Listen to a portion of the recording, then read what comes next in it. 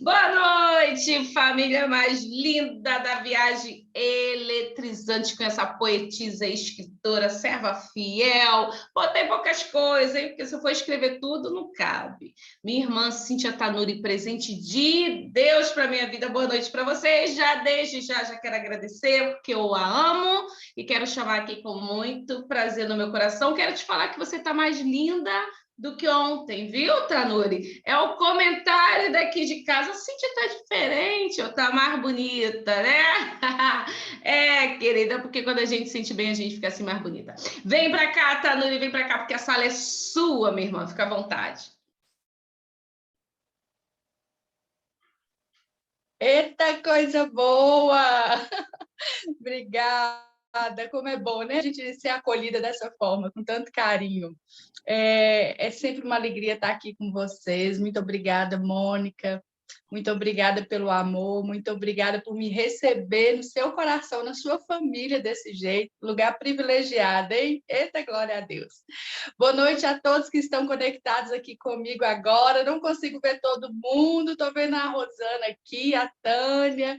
Obrigada pela companhia. Deixa eu ver se eu consigo ver quem mais está aqui. Laninha, a Taninha Silva, muito obrigada por estarem conectados aqui nessa viagem que é eletrizante, porque é na palavra do nosso Deus, na companhia do autor dessa palavra, o nosso doce Espírito Santo. Muito obrigada àqueles que virão assistir esse vídeo. Espero que você receba aí a sua porção do que Deus tem reservado para você nessa palavra. Então, vamos começar tributando a Ele a honra e a glória em oração, pedindo a condução, a direção dEle. Pai, nós queremos te louvar, te agradecer por mais um dia que se chama hoje e o Senhor nos permite viver, te adorar, te louvar, te buscar, conhecer mais de ti. Pedimos a sua condução nessa hora, fala conosco, Espírito Santo, abre o nosso entendimento. Queremos não somente ler a tua palavra, mas compreender a tua palavra. Ilumina a nossa mente, Senhor, e entrega a cada um de nós a porção específica que o Senhor tem dentro dessa palavra. Por tudo te adoramos, desde agora e para sempre, em nome de Jesus. Amém! Amém! Boa noite, Cliviton! Bom ter você aqui. Então, seguindo na nossa viagem eletrizante, estamos com Jacó, Gênesis 32, meu povo. Jacó em fuga novamente, né? Estava em fuga. Labão se encontra com ele, nós já vimos tudo isso. Agora, Jacó continua a sua viagem. E há um momento aqui muito importante na vida desse homem. Um ciclo está se fechando e um novo ciclo está começando. E é muito importante isso, né? Eu falei na última quarta-feira, quando Deus nos faz discernir os tempos. Existem momentos na nossa vida que a gente fala, não está dando mais, alguma coisa não está, né? Tá assim, emperrado, a coisa não vai. É porque é necessário encerrar um ciclo, para que outros venham e para que a gente continue, né, a nossa peregrinação de fé, que tem que ser crescente na presença do nosso Deus. É muito interessante que as experiências anteriores de Jacó, que ele teve com o próprio Deus, marcaram a vida dele. Mas agora é uma nova experiência, hein? E é uma experiência de um patamar espiritual mais elevado. E é assim comigo e com você também. Pensa aí. A gente conhece o Senhor, prossigamos em conhecê-lo, e a cada novo ciclo da nossa vida, o Senhor vem tratar de algo específico e vem nos conduzir para um lugar de crescimento e maturidade espiritual. E é isso que está acontecendo com Jacó aqui. Então, Jacó separa ali de Labão, Labão volta para a terra dele, e a palavra vai dizer aí que Jacó continua o seu caminho. E logo de cara, os anjos do Senhor vêm encontrá-lo. Ele chama aquele lugar, nós já falamos aqui, de Manaim, acampamento, 2 acampamentos, acampamento dos anjos, no hebraico vai estar especificando dessa forma. Então, os estudiosos dizem que esses 2 acampamentos poderiam estar dizendo respeito ao acampamento, né, humano de Jacó, sua tribo ali, sua família, todo mundo que estava com ele, e esse acampamento do exército de anjos. E o Senhor envia esses anjos para consolar, confortar, então, ali o Jacó. Do verso 1 até o verso 5, mais ou menos, a gente vai ver que a preocupação de Jacó agora é uma: estou voltando. E eu tenho um passado. E esse passado não ficou bem resolvido. E chegou a hora do acerto de contas. É interessante, né? Eu disse aqui que enquanto a gente deixa coisas pendentes na nossa vida, a gente não consegue avançar para o novo. A gente não consegue passar esse ciclo, né? Fechar esse ciclo. Quando ele fica mal fechado, como foi o caso de Jacó, porque lembram-se, ele saiu fugido de seu irmão Esaú, aquele ciclo ficou mal fechado, não tem jeito. Vai chegar uma hora que tem que viver esse momento, tem um acerto de contas. Boa noite, David, bom ter você aqui. Então, Jacó está vivendo esse momento. Era a hora de voltar. E eu disse aqui na última quarta-feira algo muito interessante que o Espírito Santo me fez discernir. Esse reencontro, né, de Jacó com Esaú, antes de ser um encontro entre os dois, um acerto de conta entre esses dois irmãos, era um encontro de Jacó consigo mesmo, com a sua verdade, com o seu passado. E nesse encontro com ele mesmo, tudo o que aconteceu ali, que a gente vai ver aqui na frente no texto, que ele vai estar nos relatando, passa por esse momento dele aceitar quem ele é de verdade, quem ele era, para que ele pudesse agora viver o novo de Deus. Então, Jacó, ele sai, vai dizer a Bíblia, e vamos continuar de onde a gente estava, né? Ele, na última quarta, a gente viu que ele pede os anjos para, então, mandar mensagem para o seu irmão, dizendo, olha, eu estou em paz, hein? Tem até presente para você. Jacó quer agradar Esaú. Olha, eu estive lá com o tio Labão, eu fiquei rico. Né? Em outras palavras, é isso que ele está dizendo. Eu tenho cabras, eu tenho jumentos, eu tenho servos, eu tenho servas. Ele queria presentear o irmão, era uma espécie de bandeira de paz para dizer assim, não quero guerra, não estou afim de guerra. E sabe, Jacó conhecia uma característica muito peculiar de seu irmão. Lembra-se, Mônica? O Esaú ele não era muito chegado na bênção de Deus. O que ele queria era bênção material, ele queria coisa palpável. Ele trocou a bênção dele, o direito, né, de filho primogênito, por um pratinho de sopa cheiroso, de uma cor atraente, vermelho. Ele trocou aquilo ali. Então, a primeira estratégia de Jacó é: peraí, eu conheço o ponto fraco do meu irmão. Vou mandar uma comitiva com presentes? Tudo bem, hein?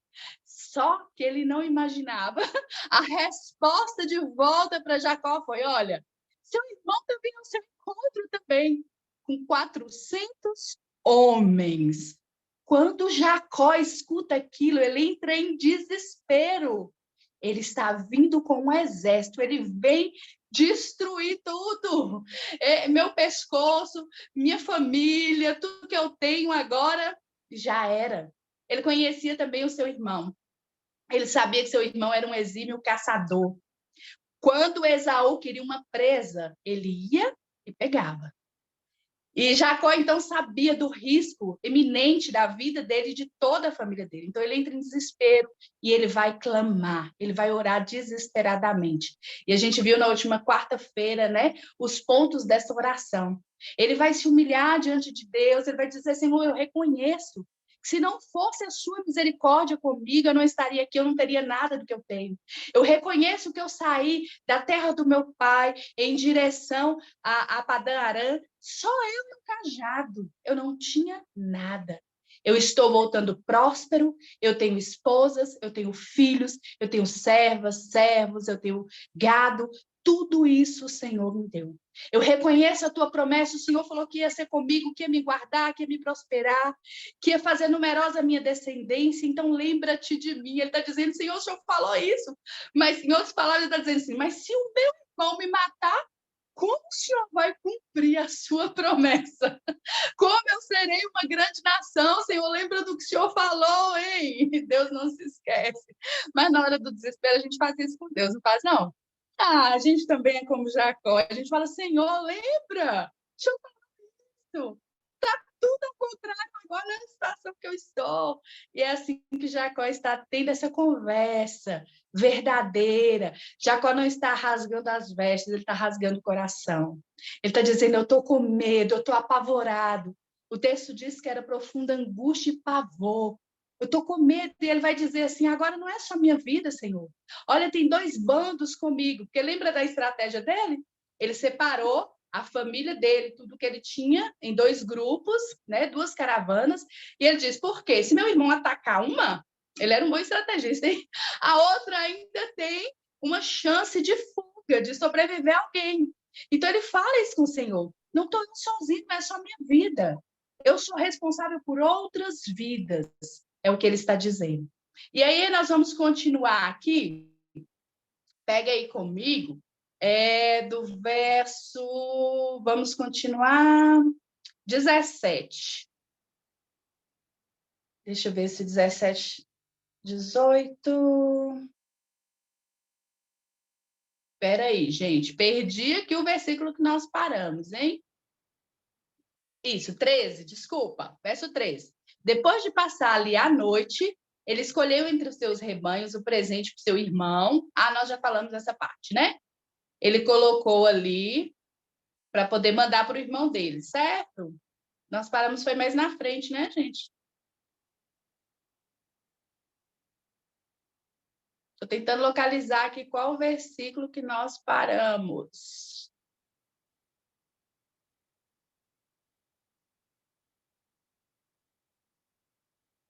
Verso 11, ele ainda estava orando. Verso 18, ele está enviando presentes, é isso? A letra está pequena aqui, deixa eu aumentar aqui. Isso.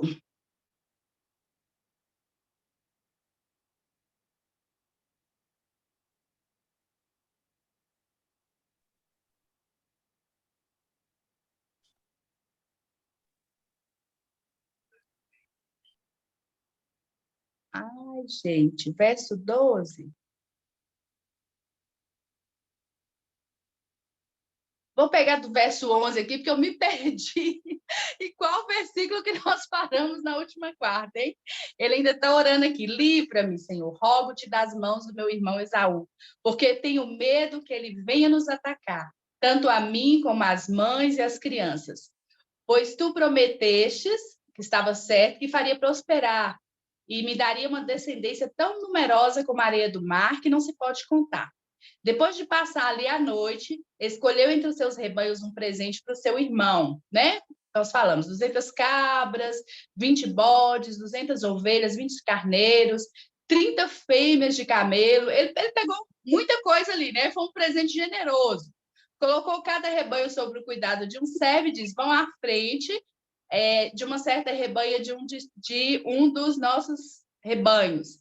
Ao que à frente deu a segunda instrução. Quando meu irmão Esaú encontrar-se com você, pergunte a quem lhe pertence, para onde vai e de quem é todo esse rebanho à sua frente. Você responderá, é do meu servo Jacó, é um presente para o meu senhor Esaú, e ele mesmo está vindo atrás de nós. Também instruiu o segundo, o terceiro e todos os outros que digam também a mesma coisa a Esaú quando encontrar. E acrescentaram, teu servo Jacó está vindo atrás de nós. Porque pensava, eu vou apaziguar ele com os presentes, né? Essa parte nós já tínhamos visto também. 22, achei.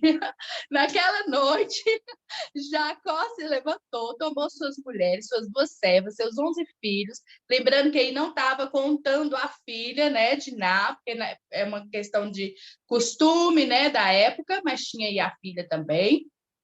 Ele pegou todos e fez atravessar um lugar chamado Jaboque, ou vocês vão ver Val de Jaboque, a mesma coisa. Depois de haver feito atravessar o ribeiro, fez passar também tudo que ele possuía. E Jacó ficou sozinho. Então veio um homem que se pôs a lutar com ele até o amanhecer. Vamos dar uma paradinha aqui, que isso é importante. Então, naquele momento, depois de toda a aflição, depois dele saber que os presentes não adiantaram nada, que Esaú vinha, né, com 400 homens ao encontro dele, ele então faz atravessar, ele não dormiu aquela noite, hein? Fez atravessar o ribeiro, naquele lugar ali, toda a sua família, tudo que ele tinha, e ele segue, então, sozinho. Tem momentos na nossa vida que é só nós e o Senhor. Tem momentos que não adianta a gente pedir a ajuda de um familiar, de um amigo, ligar para alguém, contar o problema, desabafar com alguém. O negócio é entre nós e Deus. E esses momentos, eles são muito específicos na nossa vida. Eles nos conduzem também a águas mais profundas. A gente viu que até o próprio Senhor Jesus, ele passou por um momento assim.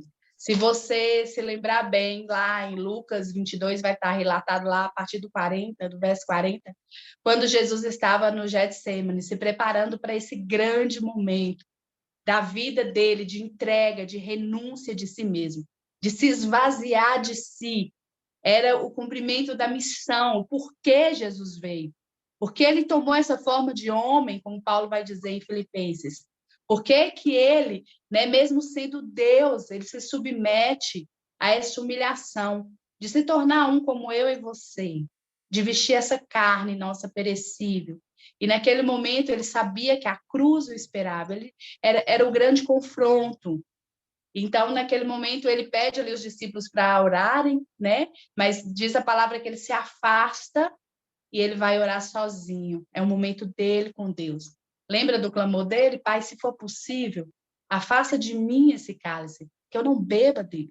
Mas, contudo, a minha vontade não, a sua. Faz a sua é melhor. Então, há esse momento na vida de um homem, de uma mulher de Deus, e a gente sabe bem disso, que há experiências na nossa vida que a gente precisa estar só com o Senhor. É um momento de encontro, como eu disse. Jacó estava ali se encontrando com ele mesmo. E aqui vai dizer que então ele se encontra com esse homem. Ele ficou sozinho e veio um homem. Deus foi ao encontro de Jacó, que se pôs a lutar com ele até o amanhecer. Aqui a tradução é muito interessante no hebraico. Essa primeira é homem mesmo. E lá na frente a gente vai ver que já é Deus. Então a gente está falando novamente de uma teofania. É uma manifestação de Deus com corpo físico. O que é que os estudiosos vão dizer desse encontro de Jacó com Deus aqui dessa vez? Que ele estava diante do próprio Jesus, homem Deus. É por isso que na tradução, quando vai falar anjo, eu já ensinei, nós já aprendemos isso aqui juntos, né? Quando você vê na Bíblia o anjo de Deus, as letras todas em caixa alta, está se referindo ao próprio Deus ou Jesus. E é muito gostoso imaginar isso. Lembram-se que a gente viu isso com Abraão? Quando Abraão se encontra, né? O avô aqui de Jacó com o Senhor, e ele vai na tenda de Abraão, gente. Ele senta lá, ele come com Abraão. É gostoso demais pensar nisso. E aqui esse homem, que é o próprio Jesus, ele vai ao encontro, então, de Jacó. E aqui a gente vai ver o que está escrito, né? E ele disse, e veio um homem que se pôs a lutar com ele, verso 24, até o amanhecer. Que luta é essa? Quando o homem viu que não podia dominá-lo, verso 25, tocou na articulação da coxa de Jacó, de forma que lhe deslocou a coxa enquanto lutava. A gente sabe que não era uma luta, eles não estavam num ringue, como uma luta de boxe aí, né? Era uma luta espiritual, sim, mas essa luta chega ao ponto desse toque físico, né? Diz que aquele homem, e a gente vai ver que é o próprio Deus, não resiste a ele. E quando um homem está com sede de Deus e o busca com sinceridade, a gente vê que o Senhor, ele se agrada disso. Deus gosta disso. Deus quer ser achado por nós, ele quer ser buscado por nós. E ali, então, Jacó vai ser tocado por Deus. E esse toque de Deus, muitas vezes a gente canta, né? Ou nos dias de hoje a gente canta assim, toque em mim, Senhor, toque em mim, Senhor. De uma forma romântica a gente canta isso, mas muitas vezes o toque de Deus, ele vai deixar uma marca. Ele vai ser doloroso, mas é uma dor que é libertadora, porque depois desse toque de Deus em Jacó, ele não foi mais o mesmo, nem o nome dele ele carregou mais. Ele agora vai receber um outro nome, uma outra identidade. Ele levava sobre ele o estigma daquele nome que os pais deram a ele. Lembram-se que a gente falou disso aqui?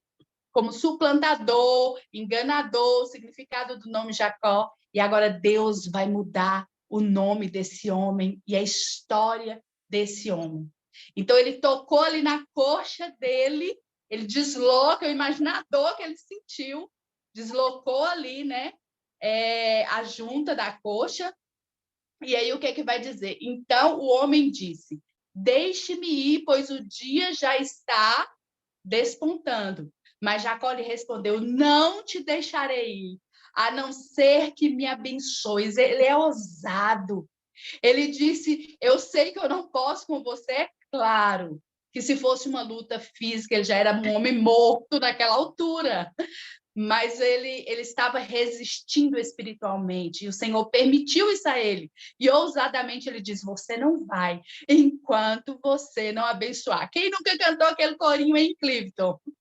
Lembra daquele corinho antigo, gente, que a gente cantava? Jacó segurou o anjo e não deixou sair. Quem lembra desse corinho aí? É dessa história, hein, Mônica? Você já cantou esse corinho? E enquanto não me der minha bênção, eu não deixo você ir. É porque Jacó falou isso aqui com o anjo, né? E com o próprio Deus. Ele diz, olha, eu preciso ser abençoado. Que bênção é essa que ele queria? Ele queria o livramento da vida dele e da família dele, das mãos do seu irmão Esaú. Ele queria se ver livre desse ataque do seu irmão. Então, o homem lhe perguntou, qual é o seu nome? Ele respondeu, Jacó. Essa é a hora que Deus diz para ele, agora entra, vasculhe o seu coração, me mostra quem você é, qual é a sua identidade. E esse é um ponto muito importante, porque quando o pai de Jacó perguntou a ele, lembram-se, naquele momento em que ele engana seu pai, o pai dele pergunta para ele, Isaac pergunta, quem está aí? Ele diz, Esaú, seu filho.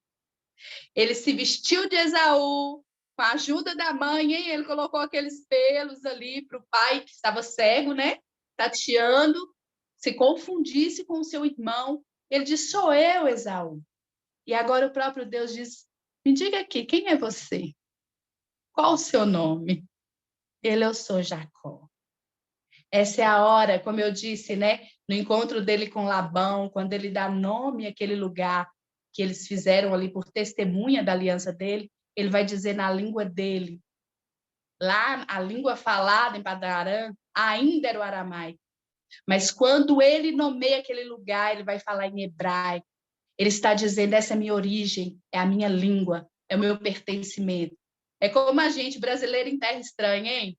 A gente pode até gostar das coisas diferentes, comidas diferentes, né? O jeito, a língua falada naquela nação, mas a gente se identifica como brasileiro. E a gente diz, eu gosto mesmo é do arroz e do feijão. Eu sou brasileiro. Essa é a minha língua, esse é o meu jeito, eu sou caloroso. A gente tem o sangue quente, né? Latino correndo nas nossas veias. Então, é como Jacó está se identificando, e aqui agora, nesse momento, também é o que ele está dizendo. Eu sou Jacó. Eu sou esse homem que teve esse passado, sim, que enganou, que foi o suplantador, sim, que errou, que pisou na bola. Sou eu, Jacó. E o que é que vai acontecer aqui? Em seguida, então disse o homem, verso 28, é muito linda essa parte. Seu nome não será mais Jacó, mas sim Israel, porque você lutou com Deus e com os homens como um príncipe e venceu. O Senhor agora muda o nome de Jacó, como mudou o nome do seu avô Abraão. E ele diz, você não será mais chamado como enganado, agora você é príncipe. Você lutou com dignidade, com honra, com Deus e com os homens. Uau! Esse é o reconhecimento de Deus, é quando Deus nos dá uma nova identidade. A palavra diz que em Cristo nós somos nova criatura. Todos nós temos passado, temos as nossas lutas, os nossos conflitos, muitas vezes conflitos de identidade, mas quando estamos em Jesus, ele então ressignifica tudo. Porque ele diz, a sua identidade agora é firmada em mim. Você é filho de Deus, você é filha de Deus, você é nova criatura em mim. As coisas velhas já ficaram para trás. Eis que tudo se fez novo. A novidade de vida para mim e para você, como houve para Jacó. E quem está dizendo isso é o próprio Deus. Hoje há uma nação, a nação chamada Santa, e o nome dela é Israel. E é por causa desse encontro de Jacó, um improvável, com o próprio Deus. Foi desse encontro que surge o nome dessa nação. Deus cumpriu a promessa. Ele se tornou pai de multidões. Dele veio essa linhagem real do Cristo, do próprio Jesus. Como Paulo vai dizer, hoje eu e você somos um Israel de Deus, um Israel celestial sobre toda a terra. Não mais só uma etnia dos judeus, hein? Não mais só um território sobre um espaço na terra, mas sobre toda a terra. O Israel espiritual está espalhado. Aqui em Montes Claros, aí no Rio, aí em São Paulo, em tantos quantos outros cantos dessa terra, existem os filhos e filhas de Deus chamados hoje do Israel celestial. Uau! E esse nome, né, o significado desse nome, ele é muito forte. É quando o Israel significa o homem que lutou com Deus, ou príncipe, ou o homem que vê Deus. Por causa desse encontro de Jacó com o próprio Deus, surge então esse significado do nome de uma nação hoje. E um nome que nós também carregamos conosco como Israel de Deus. Príncipes e princesas desse Deus. Oh, coisa linda! Esse Deus nos faz assim. Ele nos dá essa herança real diante dele. E aqui vai dizer, quando Jacó respondeu isso, ele diz que o nome dele agora vai ser mudado. E prosseguiu Jacó. Jacó também ficou ali curioso. Me diz o seu nome agora. Eu disse o meu, você mudou o meu, agora me diz o seu nome. E o anjo, então, né, o próprio Deus, ou Cristo, vai responder para ele: por que me perguntas o meu nome? Não precisa saber. E o abençoou naquele momento. E aí no verso 29, no verso 30, Jacó chamou aquele lugar de Peniel, pois disse, vi a Deus face a face, e todavia a minha vida foi poupada. Esse lugar, Peniel, esse lugar de encontro com Deus, esse lugar de transformação, onde o caráter daquele homem, essa luta até o raiar do dia, é uma luta espiritual. Nós não temos todos os detalhes, mas eu imagino, penso cá com os meus botões, você tire as suas conclusões aí. Não foi uma conversa fácil, foi difícil.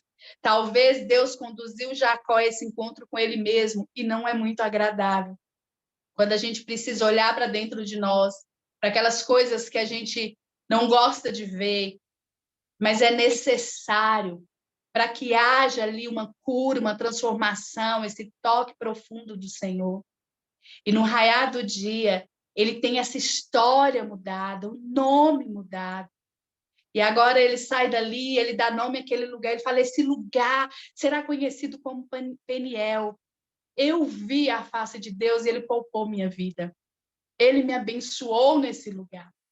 Peniel quer dizer justamente isso, a face de Deus. Foi um lugar de encontro com Deus. Ele se encontrou com o próprio Deus ali. E ele vai dizer, e ele vai continuar no verso 31, ao nascer do sol, atravessou Peniel mancando da sua coxa. Eu queria fazer uma ponte aérea aqui na nossa viagem eletrizante, lá para 2 Coríntios, no capítulo 7, o verso 5. A viagem eletrizante, não sei quanto tempo a gente tem aí, que é sempre muito rápido. Lila ou Mônica me informa aí. Mas lá em 2 Coríntios 7, 5, o apóstolo Paulo, 10 minutos, ai que bom, vai dar tempo da gente encerrar esse capítulo, hein? O apóstolo Paulo vai falar também dessas marcas, né? Desses temores que ele teve, das lutas que ele enfrentou na carne, e ele diz, né, que quando ele chegou à Macedônia, a carne dele não teve repouso. Eles tiveram lutas por fora e temores por dentro. essa luta humana nossa aqui, natural, que nós passamos no dia a dia, hein? Nas nossas pelejas naturais, às vezes nos nossos relacionamentos, na vida financeira, alguns na área da saúde, e às vezes as lutas internas, que é o que Paulo está dizendo. Por fora eram combates, tinha muita coisa para se enfrentar, e por dentro eram temores. Às vezes as nossas maiores lutas não são travadas aqui do lado de fora, é do lado de dentro. E foi assim também com Jacó ali. Jacó teve aquele momento de realmente ter que vencer a si mesmo, se render primeiro, para ele ter essa vitória, então, com Deus. Por isso o Senhor honra, dizendo, você lutou como um príncipe.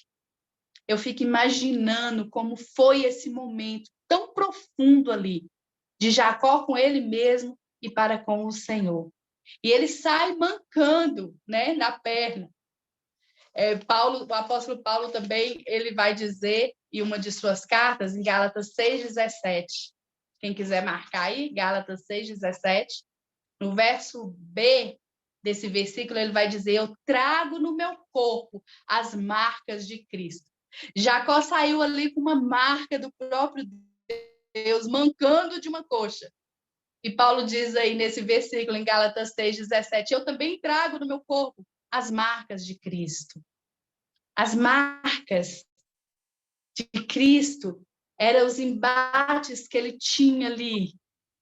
E essas marcas de Cristo são transformadoras na vida de Paulo também. Paulo, ele, antes, né, de ser Paulo, ali como Saulo, na sua arrogância, na sua autossuficiência, se achando muitas vezes melhor do que todos, ele dizia, né, eu purguei tudo que eu tinha, cada diploma, cada título, pela excelência de conhecer Jesus. Ele diz, eu troquei tudo isso. Mas houve um tempo na vida de Paulo que o que importava para ele era isso. Então, ele é marcado também por Deus. Lembra-se do encontro dele de Jesus, como foi forte? A gente vê lá em Atos 9. Ele chega a cair, né, da montaria onde ele estava. Ele fica cego. E essa cegueira fala muito com a gente, né, de Paulo. Porque um homem autossuficiente, um homem cheio de si, cego, precisando depender da ajuda das pessoas para caminhar, para chegar a algum lugar, para se alimentar, e ele fica ali em total dependência, em escuridão total, até que um outro homem, o Ananias, vai lá impor as mãos e orar sobre Paulo para que ele volte a enxergar. São marcas que ele leva no seu corpo também, né, de servindo ao Senhor. E Jacó, aqui, como a gente vê no texto, ele vai por toda a vida dele carregar essa marca na coxa. Eu imagino que todos os outros dias da sua vida, ele dizia, bendita marca. Aquilo que parecia aos outros, um pouco desengonçado, o jeito de caminhar, para ele era motivo de honra, de orgulho, de alegria, porque marcou um encontro dele com Deus no próprio corpo e um encontro transformador na alma, no caráter, na espiritualidade daquele homem. E aqui vai dizer no verso 32, por isso até hoje os israelitas não comem, até hoje naquele contexto, viu, gente? Hoje eles já comem. Por isso, até hoje, os israelitas não comem o músculo ligado à articulação do quadril, porque nesse músculo Jacó foi ferido. Então, eles guardaram aquilo ali como um símbolo do encontro de Jacó. Então, quando eles iam comer, hein, Mônica, aquela parte ali eles não comiam, porque se lembravam que foi ali que Deus tocou no corpo de Jacó. E é tão interessante que Jacó vai se encontrar com o irmão dele, mas não é mais o mesmo Jacó. Ele vai agora para esse confronto com o irmão como Israel. E a gente vai ver que coisa tremenda Deus vai fazer nesse encontro dos dois. Na próxima quarta, porque hoje não vai dar para a gente continuar, nosso tempo já está encerrando aí, né? Mas eu queria dizer para vocês, é algo muito especial que Deus falou comigo durante o estudo desse capítulo. São muitos detalhes aqui que a gente poderia explorar. Eu sei que há uma riqueza que só o Espírito Santo pode completar no meu e no seu coração. Mas existe sempre um Peniel para mim e para você. Há sempre um lugar de encontro, de transformação para mim e para você em Deus. Todas as vezes que a gente busca com sinceridade ao Senhor, Ele vem ao nosso encontro. Ele tem prazer de nos tocar onde precisamos ser tocados. E a nossa luta deve ser contra nós mesmos, para que não haja resistência em nós, para que haja entrega, porque esse toque, ele é bendito, ele é transformador, ele é maravilhoso. E não adianta a gente querer esconder nada de Deus. Jacó poderia esconder de qualquer pessoa quem era ele de verdade, quais as suas limitações, quais as suas fraquezas, mas diante de Deus não se esconde nada. Eu quero deixar para a sua reflexão o último versículo, que está em Hebreus 4:13, que diz assim: nada em toda criação está oculto aos olhos de Deus. Tudo está descoberto, tudo está nu e patente aos olhos daquele com quem haveremos de prestar contas. E é muito gostoso quando a gente sabe assim, eu não preciso usar máscaras com meu Deus. Eu não preciso fingir ser alguém que eu não sou. Ele me conhece, ele me vê. Essa palavra é tão forte aqui em Hebreus. Ele está dizendo, está tudo nu, está tudo patente aos olhos desse Deus. Ele sabe quem nós somos. Sabe, a gente não precisa esconder a nossa fragilidade. A gente pode dizer assim, eu estou com medo sim. Foi como Jacó falou, eu estou apavorado, Deus. Estou morrendo de medo. Deus, eu sei o que eu fiz. Jacó reconheceu, eu enganei meu irmão. Ele tem razão de estar furioso comigo. Eu errei nisso, eu pisei na bola. Porque esse Deus, ele tem prazer. Sabe, quando Davi ele vai falar ali no Salmo 51:17, é um salmo de muito quebrantamento. Depois que Davi passa por aquela experiência de adultério, e ele vai, então, desabafar, né? 2 minutos, hein, Mônica? Rasgar o coração. Mas lá no verso 17, ele diz, olha, um coração quebrantado e contrito, Deus não rejeita. Deus rejeita orgulhosos. Deus rejeita a altivez, a arrogância. Mas um coração quebrantado e contrito, ele tem prazer. Deus vem se encontrar. E o resultado é esse que a gente viu na vida de Jacó. Transformação. Identidade agora curada. E Deus quer isso para mim e para você. Amém?